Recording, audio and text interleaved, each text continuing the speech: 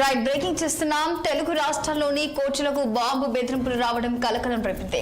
ఇక రాజధాని హైదరాబాద్ లోని నాంపల్లి సిపిఐ కరీంనగర్ కోర్టులో, అటు ఏపీలో రాజమండ్రి సెంట్రల్ నజారత్ జిల్లా కోర్టులో బాంబులు పెట్టామని మెయిల్ రావడంతో పోలీసులు అప్రమత్తమయ్యారు.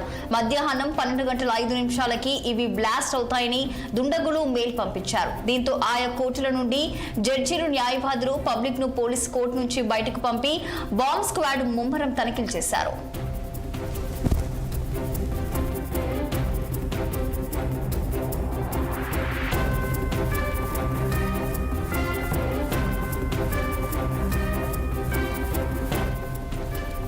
తెలుగు రాష్ట్రాల్లోని కోర్టులకు బాంబు బెదిరింపులు రావడం కలకలం రేపింది. ఇక రాజధాని హైదరాబాద్ లోని నాంపల్లి సిపిఐ కరీంనగర్ కోర్టులు, అటు ఏపీలో రాజమండ్రి సెంట్రల్ నజారత్ జిల్లా కోర్టులో బాంబులు పెట్టామని కూడా మెయిల్ రావడంతో పోలీసులు అయితే అప్రమత్తమయ్యారు. ఇదే అంశానికి సంబంధించి మరింత సమాచారం మా స్పెషల్ కరెస్పాండెంట్ మహేందర్ రెడ్డి ఫోన్లలో అందించేందుకు సిద్ధంగా ఉన్నారు. చెప్పండి మహేందర్, దీనికి సంబంధించిన పూర్తి డీటెయిల్స్.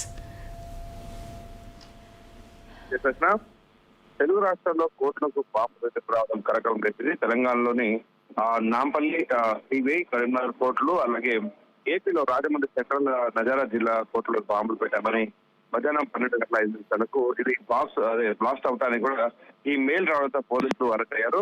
12 ఆర్డీఎస్ బాంబులు కూడా కోర్టులో పెట్టామని ఇస్లామిక్ ప్రార్థనల ముందే అన్ని న్యాయమూర్తులు కోర్టు నుంచి ఖాళీ చేయాలంటూ మెయిల్ లో పేర్కొన్నారు. దీంతో ఆయా కోర్టు నుంచి జడ్జీలు, న్యాయవాదులు పబ్లిక్ కోర్టు ఆవరణ నుంచి బయటకు పంపి తనిఖీలు చేపట్టారు. మరి కేవలం బాంబు మీదైనా, బెదిరింపు మీదైనా, లేక ఏమైనా కేసులు తమతో పట్టించి అలా పేరు పెట్టారన్న దానిపైన విచారణ చేస్తారు సైబర్ సెల్ అధికారులు. అయితే మరి మెయిల్ ఎక్కడ నుంచి వచ్చింది, ఎవరు పంపారన్న దానిపై దర్యాప్తు చేపట్టారు. ఎందుకంటే ఒకటి కాదు, 2 రాష్ట్రాల్లో ఏ కాలంలో ఇంత పెద్ద బాంబు బెదిరింపు రావడం అనేది కూడా అందరికీ కూడా ఆశ్చర్యం గురి చేస్తుంది. మరి ఇది ఎవరి కుట్ర అయి ఉంటుంది, ఏ కారణం అన్నట్టు చెప్తున్నారు. మరి మొత్తంగా కూడా ఈ మెయిల్ రావడం ఏకకాలంలో విస్తృతంగా తనిఖీలు నిర్వహించారు. ఎలాంటి బాంబులు లేవని తేలడంతో అందరూ కూడా ఊపిరి తెచ్చుకున్నారు.